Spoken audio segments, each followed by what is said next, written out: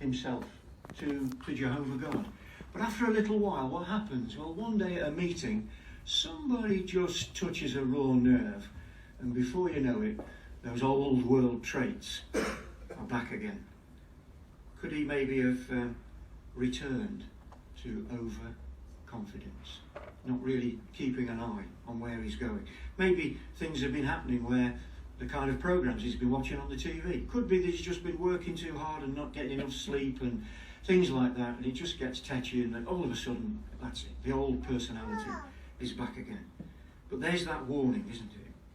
So earlier in verse 8, remember it said, I will listen to what the true God, Jehovah, says, so that then we can make these occasions much, much less. I don't think we can say we can eliminate them, because then we'd be perfect, wouldn't we? But maybe if this ever happened to you, you can think, well, if it's few and far between, great, we're on the right track, aren't we?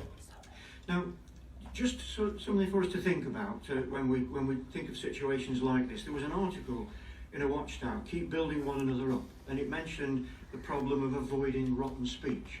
Now, what do you find when you're out and about nowadays, in the street or at school, at work?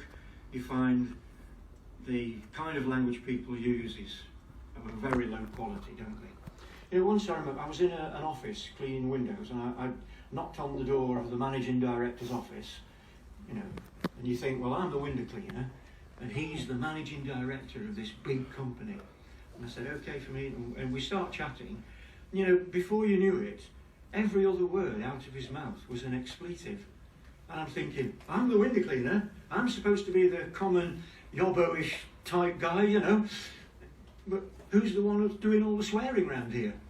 The managing director, who you would tend to think would be, he'd have a more educated way about it, wouldn't he? You know, a higher standard. I don't know whether he maybe thought, well, he'd come down to my standard for a while, you know, because he didn't know I was a witness at that particular time, you know. But there you go. That's what happens. Well, Ephesians chapter 4 verse 29 says, let a rotten saying not proceed out of your mouth. And it's not easy because profanity is all around us, isn't it? And many youths hear that on an everyday basis. But we may not fully be able to avoid hearing all this stuff, but we can make a conscious effort not to absorb